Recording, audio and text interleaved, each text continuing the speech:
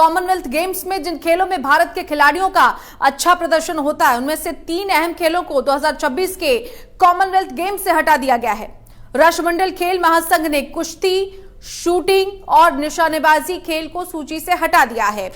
राष्ट्रमंडल खेलों में कुश्ती के बाहर किए जाने से हरियाणा के पहलवानों को बहुत बड़ा झटका लगा है और इस फैसले से पहलवान और कोच बहुत ज्यादा नाराज दिखाई दे रहे हैं। फैसले पर पहलवानों का कहना है कि कुश्ती हरियाणा की शान है और वो सभी पहलवानों के रग-रग में बसी हुई है। ऐसे में कुश्ती को राष्ट्रमंडल खेलों से बाहर करना हरियाणा के साथ साथ पूरे भारत के लिए दुखद है।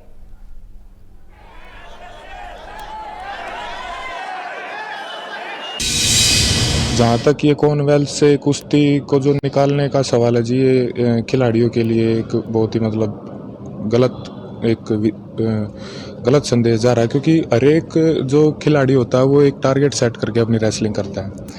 तो इस खिलाड़ियों को तो इससे नुकसान है ही है, साथ में पूरे देश को भी इससे नुकसान है, क्योंकि सबसे ज़्यादा जो कॉमनवेल्थ में हमारे पदक आते हैं वो रेसलिंग में आते हैं। तो मेडल टैली पे भी इसका बहुत असर पड़ेगा।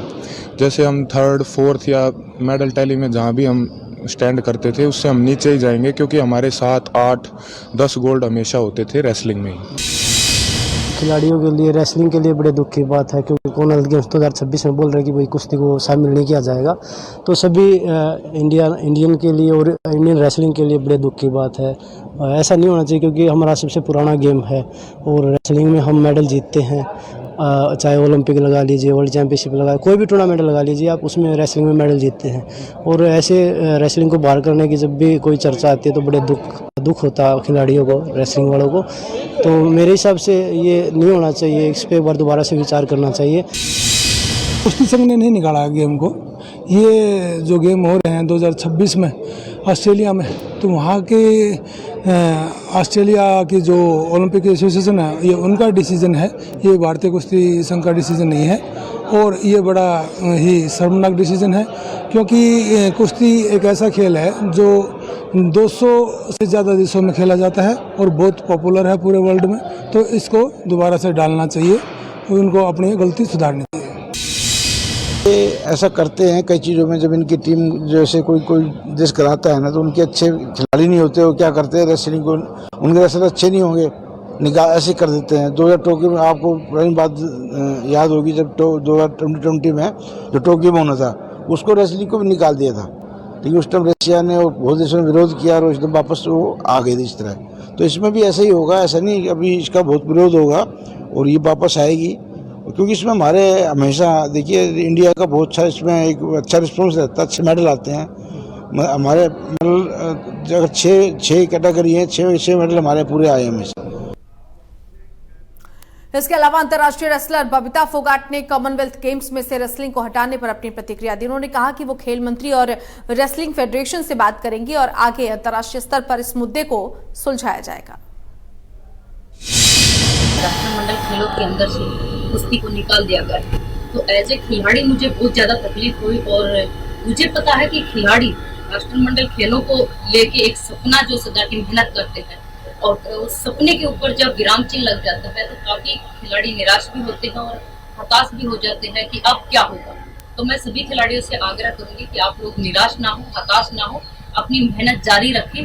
हम हर संभव कोशिश करेंगे, हम हमारी रेसलिंग फेडरेशन से भी बात करेंगे, माननीय खेल मंत्री अनुराग ठाकुर जी से बात करेंगे कि आगे हमारी बात को रखें और राष्ट्रमंडल खेलों के जो संघ है उनसे बातचीत करें और रेसलिंग की 2026 के अंदर दोबारा से जल्दी वापसी हो, इसके लिए वो हर संभव कोशिश करें। और हम भी अपनी तरफ से पूरी कोशिश करेंगे कि खेल मंत्री जी से मिले और अपनी बात उनके समक्ष रखें, ताकि वो आगे बात को रख सकें। नीरज शर्मा ने भी कॉमनवेल्थ गेम्स में कई गेम्स को हटाने पर चिंता जताते हुए कहा कि वो इस मुद्दे पर केंद्र सरकार से बात करेंगे।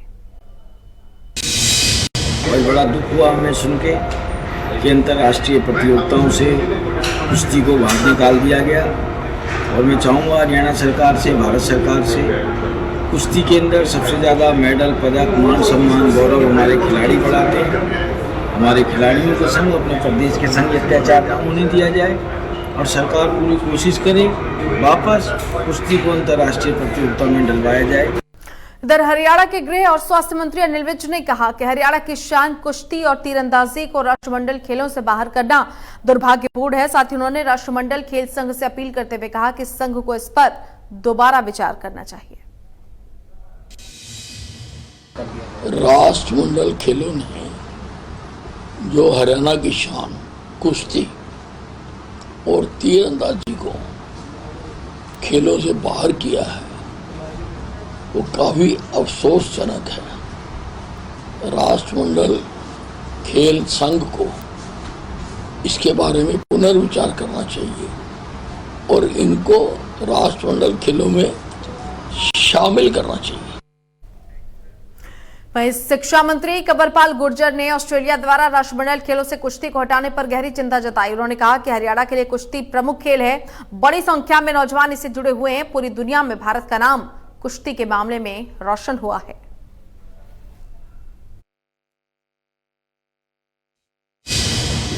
कुश्ती तो जो है प्रमुख खेल है हरियाणा का, और हमारे बहुत से जो हैं नौजवान हैं, हमारी लड़कियां हैं, उन्होंने पूरे दुनिया में देश का नाम रोशन किया है। और पुराने टाइम में तो नंबर 1 पे जो था वो भारत में तो कुश्ती को ही माना जाता था, तो ये टाना मैं समझता हूँ गलत है। देखिए इसके बारे में बातचीत करेंगे, माननीय मुख्यमंत्री जी भी जहाँ उचित स्थान होगा वहाँ पे इस बात को उठाएंगे, हमारी सरकार उठाएगी इस बात को।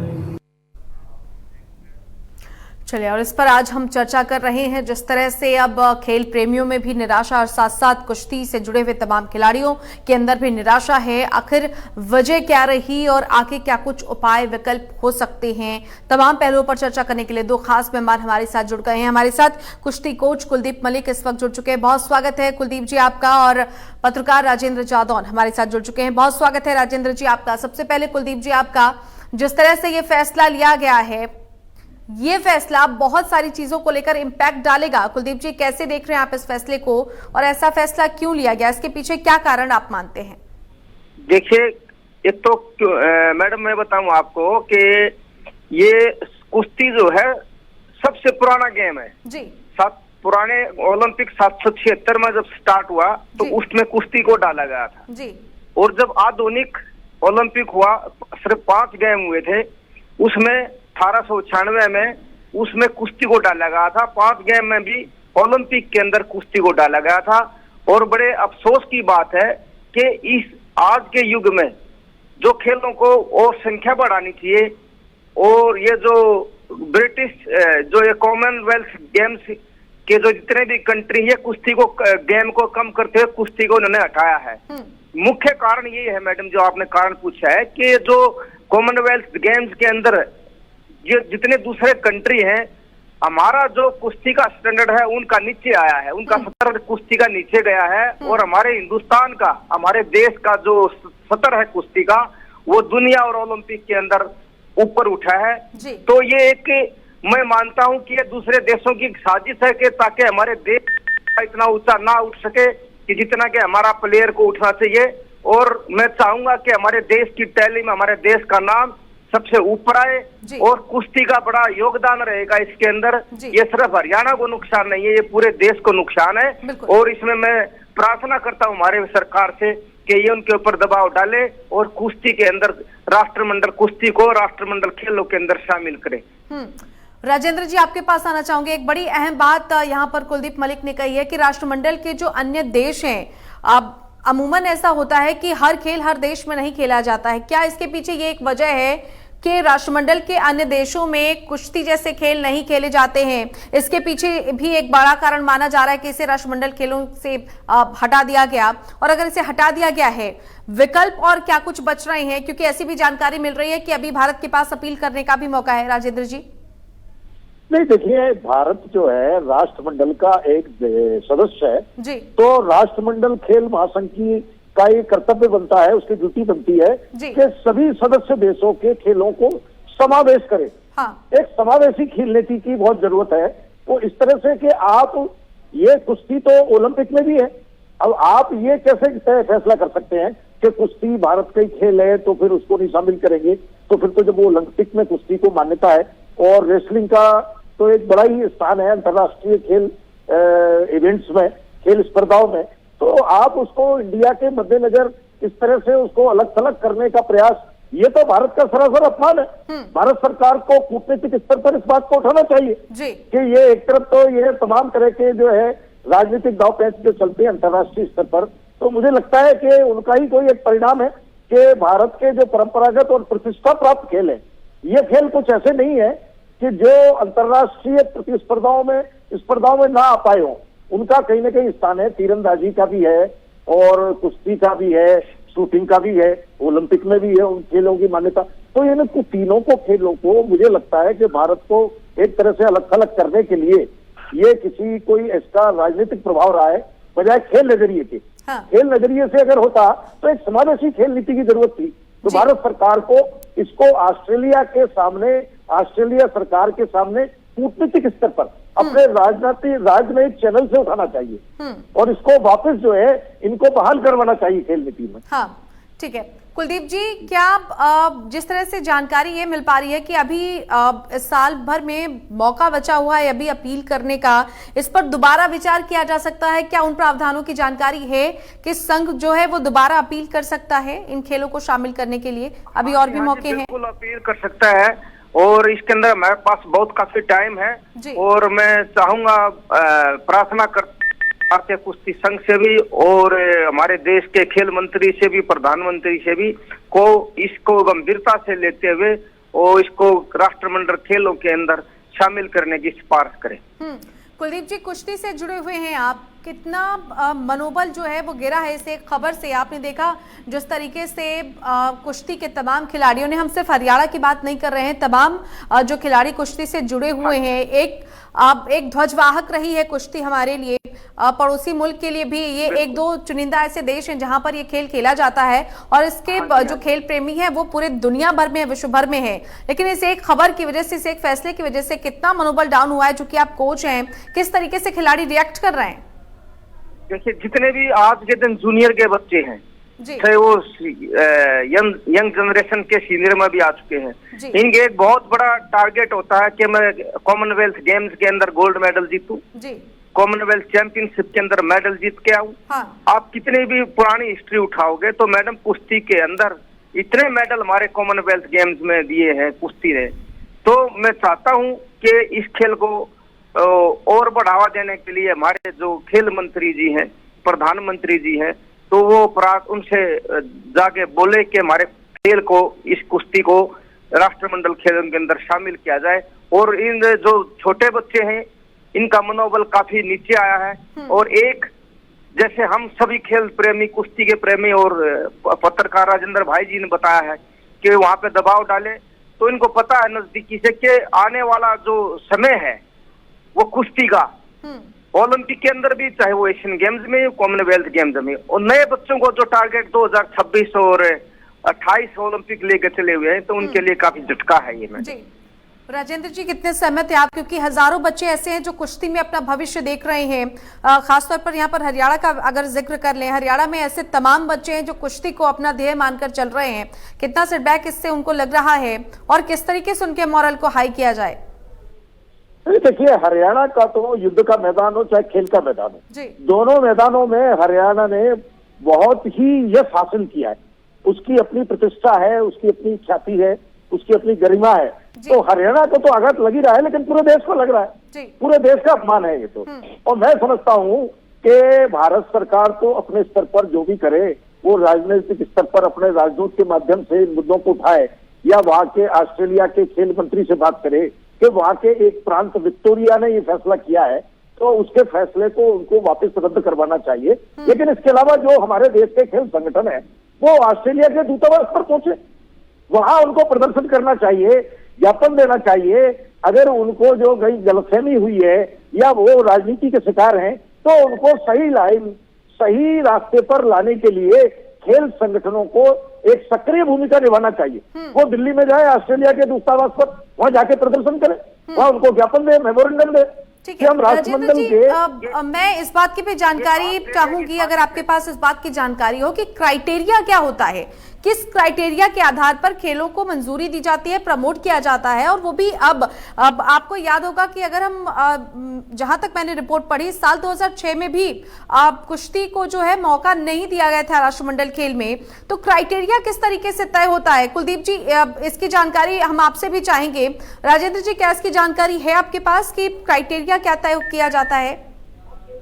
नहीं, क्राइटेरिया तो यही मुझे लगता है कि जो मुझे महसूस करता हूं कि ऑफिशियली ऑन रिकॉर्ड क्या बात है वो तो एक अलग बात है, लेकिन लगता है कि राष्ट्रमंडल के जो दूसरे खेलों में हो सकता है कि वो कुश्ती में उनकी इतनी दिलचस्पी ना हो और वो हरियाणा या भारत के मुकाबले में ठहरने की स्थिति में ना हो, तो मुझे लगता है कि मैदान छोड़ने वाली बात है। लेकिन ऐसे जी राजेंद्र जी, ये एक बड़ा अहम सवाल है, इस पर पक्ष तो ये भी रखा जाना चाहिए जी, पक्ष तो ये भी रखा जाना चाहिए कि ठीक है, अगर कुश्ती और तीरंदाजी राष्ट्रमंडल के अन्य देशों में लोकप्रिय नहीं है, तो बहुत सारे ऐसे खेल हैं जो कि भारत में लोकप्रिय नहीं है, जो राष्ट्रमंडल के खेलों में लोकप्रिय है। तो ये तो गिव एंड टेक वाली पॉलिसी यहाँ पर होनी चाहिए। कुछ खेल ऐसे भी हैं जिन्होंने संस्कृति को बचाए रखा है, तो राष्ट्रमंडल खेलों का मेरे ख्याल से तो प्रावधान भी यही होना चाहिए। कुलदीप जी। मैडम, प्रावधान बिल्कुल होना चाहिए, और ये यहाँ पे एक बोलते हैं पॉलिटिशियन है ये लोग काफी, और ये राजनीतिक कारण है ये मैडम, क्योंकि अगर हमारे को खुश करने के लिए दूसरा गेम डाल देंगे जिसके अंदर केवल एक मेडल है, उदाहरण के तौर पर कोई भी गेम ले लो, टीम गेम ले लो, चाहे वो क्रिकेट ले लो, चाहे कोई भी गेम ले लो, मैं किसी का नाम नहीं लेना चाहता, उसके अंदर केवल एक मेडल है जी। हमारे को खुश करने के लिए बोलेंगे कि भाई आपको क्रिकेट दे दिया है जी, लेकिन क्रिकेट का एक मेडल है, कुश्ती के अंदर मैडम 12 मेडल गोल्ड और 12 मेडल सिल्वर और 24 मेडल, यानी जो मेडल 6 मेडल सॉरी गोल्ड, भी बड़ा फर्क आएगा कुलदीप जी, जैसा कि दूसरे खिलाड़ी भी ये कह रहे हैं कि बहुत बड़ी गिरावट आएगी। 12 वेट कैटेगरीज का, 6 बॉयज और 6 गर्ल्स का जी, और प्रत्येक के अंदर गोल्ड, सिल्वर और 2-2 ब्राउन्स, एक वेट कैटेगरी में 4 मेडल, 12 चुका 48 मेडल। 48 मेडल का ये झगड़ा है, 1-2 मेडल का नहीं है। हमारे को खुश करने के लिए टीम गेम को मिला देंगे, केवल एक मेडल है उसमें, 1, 2, 3 फर्स्ट सेकंड थर्ड एक मेडल की लड़ाई है, और कुश्ती के अंदर 48 मेडल की लड़ाई है। तो ये देश का भी सवाल है, एक मेडल को वो दे के खुश नहीं कर सकते हमें 48 मेडल की लड़ाई लड़नी है, जिससे हमारे देश का झंडा ऊपर जाएगा, को पिछड़ते हुए पीछे छोड़ते हुए हम टॉप शिखर पे पहुंचेंगे जी। कुलदीप जी, क्राइटेरिया मैं आपसे भी समझना चाह रही थी कि क्या क्राइटेरिया निर्धारित किया जाता है राष्ट्रमंडल खेलों में, जैसा कि सवाल मैंने राजेंद्र से भी पूछा, किस क्राइटेरिया के आधार पर इस खेल को बाहर कर दिया गया, तीरंदाजी को बाहर कर दिया गया? एक्चुअल जो रूल है वो पूरे मोटे तौर पर मुझे 2 ऐसा मालूम है कि भाई 2-3 ऑप्शन, 2 या गेम या 3 ऑप्शन उनको देते हैं जी कि भाई आप इसको चॉइस को आप अपनी पसंद का गेम डाल सकते हो जी, और बढ़ा भी सकते हो। उन्होंने बढ़ाया नहीं है, उन्होंने कम कर दिया। और कुश्ती ऑस्ट्रेलिया आप देखो, कुश्ती के अंदर काफी कमजोर देश है, सीधम सीध मैं नाम लेता हूँ, ऑस्ट्रेलिया काफी कमजोर देश है कुश्ती के अंदर, और हमारा देश दुनिया में तीसरे चौथे नंबर के स्थान पे आता है, हमारा देश 5वें स्थान तक रहता है। हमारी लड़कियों की टीम फर्स्ट 8 में है, लड़कियों की टीम फर्स्ट 8 में है, वर्ल्ड कप के लिए क्वालिफाई है, और कॉमनवेल्थ में ऑस्ट्रेलिया कहीं स्टैंड नहीं करा वर्ल्ड के अंदर। तो ये मैडम कुश्ती को हटाना एक उनकी एक राजनीतिक है सीधम सीध, ये और कुछ नहीं है। वो कुश्ती को नहीं करवाना चाहते, वो चाहते हैं कि जहाँ पे इंडिया स्टैंड कर रहा है उससे नीचे जाए। लेकिन मैं प्रार्थना करता हूँ हमारे देश की सरकार से कि वो उनको बोले कि कुश्ती को शामिल करे, ताकि हमारा देश का टैली जो है मेडल टैली ऊपर जाए। राजेंद्र जी, हरियाणा सरकार के तमाम जो मंत्री हैं उन्होंने भी अपना विरोध जाहिर किया है इसको लेकर। संभावनाएं ये बन रही हैं कि सरकार इसको लेकर मुखर विरोध जताएगी, और जैसा कि ये भी जानकारी अभी सामने आई कि अभी री अपील करने का मौका है, 1 से 2 बार अभी मौके और हैं भारत के पास। तो क्या प्रमुखता से इस मसले को उठाया जा सकता है सरकार की तरफ से, और उठाया जाना चाहिए? नहीं, जरूर उठाना जाना चाहिए, और मैं चाहता हूँ कि मंत्रियों के बयान आए हैं, लेकिन मुख्यमंत्री को भी इस पर बयान देना चाहिए, और मुख्यमंत्री को न केवल बयान देना चाहिए बल्कि देश के खेल मंत्री, सेंट्रल खेल मिनिस्टर से बात करनी चाहिए, और प्रधानमंत्री के स्तर पर भी बात करनी चाहिए। यह छोटा मसला नहीं है, देश के सम्मान का, प्रतिष्ठा का प्रश्न है, और हरियाणा सरकार की खेल नीति में खेल को हमेशा प्राथमिकता दी गई है, खिलाड़ियों को पर्याप्त प्रोत्साहन दिया जाता है, खेल नर्सरियां स्थापित की जा रही है। और अलग अलग स्टेप्स पर, अलग अलग लेवल पर खेल के एक तरह से प्रशिक्षण क्षेत्र स्थापित किए जा रहे हैं। तो ऐसी स्थिति में हरियाणा सरकार को तो बहुत आगे बढ़कर इस पर पहल करना चाहिए। कुलदीप जी, राष्ट्रमंडल खेल एक बड़ी भूमिका निभाते हैं किसी भी खिलाड़ी के मनोबल को ऊंचा उठाने में। अभी पिछले दिनों आपने देखा ओलंपिक में भारत का किस तरीके से प्रदर्शन रहा। एक देसी छोरे ने ऐसा कमाल किया, तमाम देसी छोरों ने ऐसा कमाल किया, छोरियों ने ऐसा कमाल किया। पैरालंपिक में आपने देखा कि किस तरीके से कमाल किया। बावजूद इसके इस तरह से खेलों को हटा दिया जाना जिसमें भारत का अच्छा वर्चस्व है, आप कह रहे हैं ये साजिश है। ये किस तरह की साजिश आप इसे मान रहे हैं? मैंने साजिश पहले भी क्लियर किया मैडम। इस तरह के देश हैं हमारे राष्ट्रमंडल देशों की, आप हिस्ट्री उठाओ, वो रेसलिंग के अंदर काफी पीछे हैं। पीछे पहले बिल्कुल बढ़िया थे, ये वर्ल्ड लेवल के थे, लेकिन हमारे जो पहलवान हैं, हमारे जो बच्चे हैं, इन खेलों के अंदर काफी आगे बढ़ चुके हैं और उनके काफी पीछे छोड़ दिया है। इसी साजिश के तहत उन्होंने इस गेम को बंद किया है। 4 से 7 दूर दूर तक कहीं स्टैंड नहीं करेंगे जी। अगर हमारे 12 पहलवान जाते हैं, 6 बॉय 6 गर्ल्स, तो 12 के 12 मेडल हमारे निश्चित हैं। अब एक टैली के अंदर आप मैडम 12 मेडल जोड़ दीजिए, वो देखो फिर वो टैली हमारे देश की कहां पे पहुंचती है। कुलदीप जी, क्या संभावनाएं कुश्ती की आप देख पा रहे हैं राष्ट्रमंडल खेलों में वापस शामिल करने के लिए? क्योंकि अभी 4 से 7 ऐसे खेल हैं जिनको शामिल किया जाना है, तो संभावनाएं रीअपीलिंग में भी आप कितनी मजबूत देख पा रहे हैं कि कितनी मजबूती से ये पक्ष रखा जाएगा या प्रदर्शन को आधार बनाया जाएगा कि इसे एक बार फिर से शामिल कर लिया जाए? मुझे मैडम 100% यकीन है, हमारा देश, हमारी सरकार इतनी मजबूत है, ये हमारा पक्ष रखेगी तो किसी की हिम्मत नहीं है उसको वो मना कर दे। तो मैं यही प्रार्थना करूंगा सरकार से कि वो अपना पक्ष रख दे एक बार। किसी की हिम्मत नहीं है वो जो उसको मना कर देगी, और वो जो है उसमें हमारा कुश्ती का खेल उसके अंदर शामिल होगा। जी, राजेंद्र जी, आपके पास भी आना चाहूंगी। अब खेल के जानकार भी हैं आप, तमाम चीजों पर आपकी नजर है। ये जो 4 से 7 खेल और शामिल किए जाने हैं, आप तीरंदाजी को भी अगर हम यहाँ पर जिक्र करें, अगर हम कुश्ती को भी देखते हैं, तीरंदाजी में भी भारत का अच्छा खासा नाम है। कई अंतर्राष्ट्रीय खिलाड़ी तीरंदाजी से भी भारत में रहे हैं। तीरंदाजी को किस तरीके से बाहर किया गया? क्राइटेरिया क्या सेम क्राइटेरिया, उसी क्राइटेरिया को आधार बनाया गया कि राष्ट्रमंडल के अन्य देशों में ये लोकप्रिय नहीं है, लिहाजा इसको कम कर दिया जाए, हटा दिया जाए? नहीं, देखिए, ये खेल नीति में इनको एक समावेशी खेल नीति बनानी चाहिए। अगर राष्ट्रमंडल खेल है तो उसके सभी सदस्य देशों के खेलों को उसमें सम्मान मिलना चाहिए। ये एक तरफा नीति नहीं कि दूसरे सदस्य देशों को जो खेल अनुकूल लगते हैं या उनके लिए पसंद आने वाले खेल हैं या वो जो जिन खेलों को से पहले जुड़े हुए हैं सिर्फ उन्हीं खेलों को दिया जाएगा। तो फिर मैं समझता हूँ कि हमारा राष्ट्रमंडल में बने रहने का अर्थ ही क्या है? अगर हमारे खेलों को उनमें सम्मान नहीं मिलता तो हम राष्ट्रमंडल में ही क्यों बने हुए थे? बिल्कुल, ये तो भारत सरकार को फैसला करना पड़ेगा और सोच समझ के गहराई से चिंतन करके फैसला करना चाहिए। इसमें ज्यादा तदर्थवाद अपनाने की जरूरत नहीं है। इसमें इस तरह की एक अपने मान सम्मान, अपने हितों का और अपने देश के खेलों को लोकप्रिय बनाने का ही मुद्दा हमें अपनाना चाहिए और उसको जोर देते हुए तमाम अंतर्राष्ट्रीय और जो राष्ट्रमंडल खेलों के सदस्य देश है उनको एक तरह से उस पर एकमत सहमत करना चाहिए कि भारत के जो खेल हैं और जो परंपरागत खेल हैं और जो अंतर्राष्ट्रीय खेल स्पर्धाओं में ऑलरेडी जुड़े हुए हैं, तो फिर उनको अपनाने में ये राष्ट्रमंडल खेल भाषण को दिक्कत क्या है? बिल्कुल, क्योंकि जब आपने देखा कि नीरज चोपड़ा ने जब अभी ओलंपिक में जिस तरीके से उन्होंने स्वर्ण पदक जीता, एक लहर से छा गई कि भारत में ऐसे भी खेल हैं, ऐसे भी खिलाड़ी हैं जिन्होंने उस चीजों को जीवंत रखा है और उसको विश्व के पटल पर ला दिया। अब अचानक से इस तरीके के खेल जिसमें भारत का पहले से भी इतना नाम रहा है, अगर इस तरह से खेलों को हटा दिया जाए, ऐसे सैकड़ों खिलाड़ियों की प्रेरणा और साथ ही साथ राजेंद्र जी गलत परंपरा की शुरुआत इसे माना जाएगा।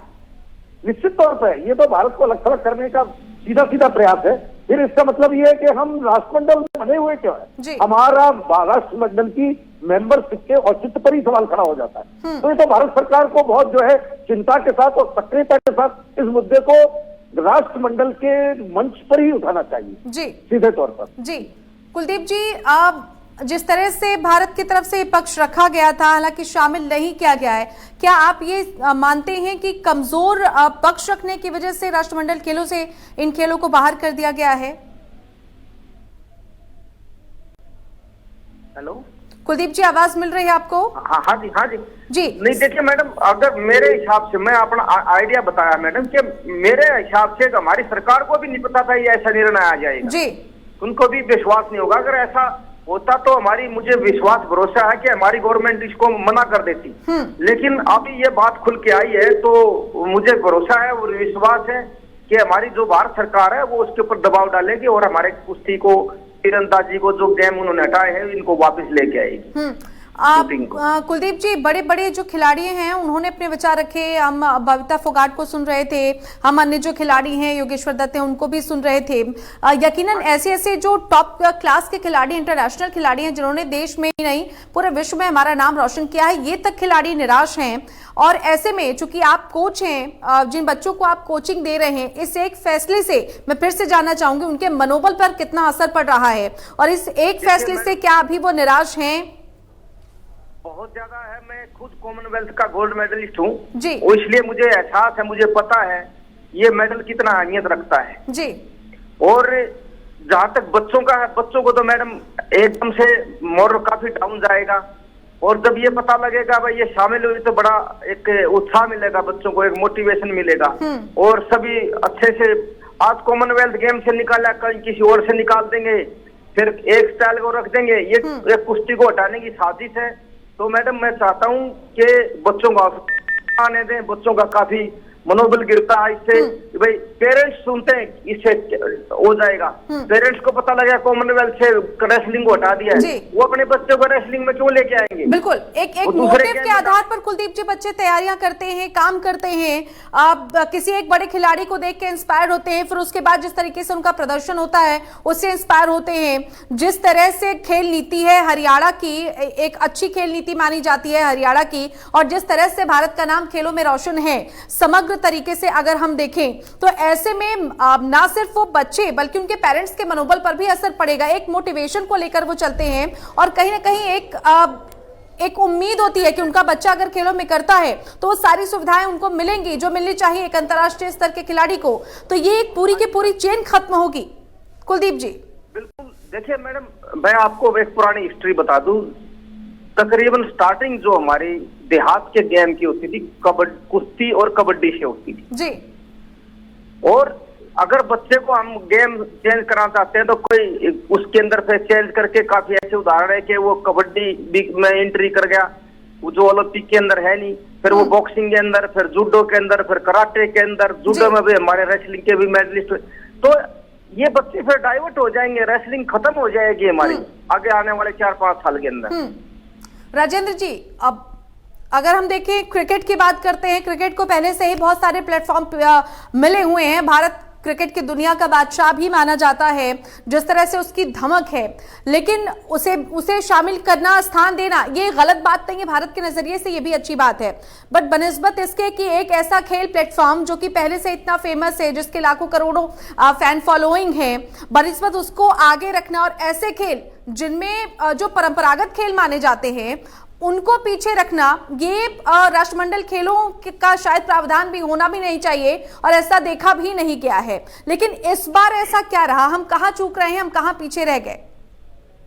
देखिए, कुछ इसमें राजनीतिक कारण हो सकते हैं, कुछ अंतर्राष्ट्रीय संबंधों का प्रभाव हो सकता है कि किस तरह के रिलेशंस आपस में है, लेकिन सवाल यह है कि राष्ट्रमंडल के हम सदस्य हैं और उसकी खेल नीति ये होना चाहिए कि सभी सदस्य देशों के जो प्रतिष्ठित खेल है, जो राष्ट्रीय स्तर पर स्थान पाए हुए खेल है, ये कोई क्षेत्रीय खेल नहीं है कि कुश्ती और तीरंदाजी और शूटिंग ये कोई क्षेत्र खेल हो कि क्षेत्रीय खेल है तो एक किसी देश के एक क्षेत्र विशेष के खेल है। ये तो हमारे भारत में राष्ट्रीय स्तर पर खेले जाने वाले खेल है और इनका जो है काफी अंतर्राष्ट्रीय चैंपियनशिप और स्पर्धाएं भी हैं। तो ऐसी स्थिति में ऐसे खेलों को उनको बाहर करना, खेल स्पर्धाओं, राष्ट्रमंडल की खेल स्पर्धाओं से बाहर करना ठीक नहीं है। इसमें कहीं ना कहीं इसमें कोई दुर्भावना दिखाई देती है। तो इसके लिए भारत सरकार को बहुत ताकत के साथ प्रयास करना चाहिए, पूरा विरोध करना चाहिए। तो इस तरह से पूरे राष्ट्रमंडल की जो सचिवालय है उसके स्तर पर उठा के और इसकी बहाली करवानी चाहिए सारे कुलदीप जी, आप जो कुश्ती फेडरेशन है उसकी क्या भूमिका होनी चाहिए, कुश्ती महासंघ की क्या भूमिका होनी चाहिए इस पूरे मामले को लेकर? देखिए, हमारे जो प्रेसिडेंट साहब आदरणीय ब्रजभूषण शरण जी, वो प्रेसिडेंट भी हमारे, उसके साथ साथ मेंबर ऑफ पार्लियामेंट भी, उनकी भी सरकार के अंदर अच्छी पकड़ है और वो अपना पक्ष मजबूती से रखेंगे और सरकार भी अपना मजबूती से पक्ष रखेगी, हमारी फेडरेशन भी अच्छा मजबूती से पक्ष रखेगी, ये मुझे पूरी उम्मीद है। और ये भी उम्मीद है, ये अगर जब पक्ष रखेंगे तो हमारी कुश्ती इसके अंदर शामिल हो जाएगी। कुलदीप जी, री अपीलिंग का मौका कब कब मिलेगा भारत को, क्या इसके बारे में कोई जानकारी है, कैसे मिलती है? ये अभी तो मैडम टाइम है हमारे पास जी, तो अभी 2022 के अंदर कॉमनवेल्थ गेम्स होने से पहले हमारे पास टाइम है, ये उसमें हम अपील डाल सकते हैं और उसके अंदर जो 22 के बाद जो स्टार्टिंग होगी तो उससे पहले इंक्लूड होना जरूरी है इसका। जी, कुलदीप जी, ये भी समझने की आपसे कोशिश करेंगे, आपने कहा कुश्ती फेडरेशन के भी लोग हैं जो ऐसे राजनीतिक लोगों से जुड़े हुए हैं या उनकी लगातार बातचीत होती है, ऐसी बैठकें आयोजित की जा रही हैं, माना जाए कि बहुत जल्द से जल्द कुश्ती फेडरेशन महासंघ इसको लेकर एक बैठक बुलाएगा और उस बैठक में कोई रणनीति बनाई जाएगी, और अगर रणनीति बनाई जाएगी किस तरह की रणनीति होनी चाहिए?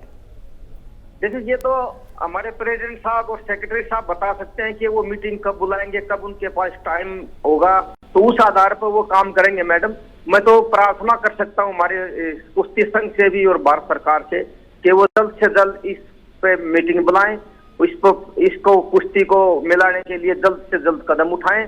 तो मैं यही उम्मीद करूंगा कि ये इसके ऊपर बड़े गंभीरता से काम करेंगे भी और इस विषय पे सीरियस भी हैं और इसको आगे लेके जाएंगे और ये शामिल हो सकती है हमारी। जी, राजेंद्र जी, अपील का कितना असर देखने को मिलेगा, क्योंकि भारत खेलों में भी एक बड़ा नाम है और जिस तरह से न सिर्फ बड़े खिलाड़ी, बड़े चेहरे, बल्कि सरकार के तमाम नुमाइंदे भी इसको लेकर अपील कर रहे हैं, आपको कितनी प्रतिशत उम्मीद है कि इस अपील का असर होगा?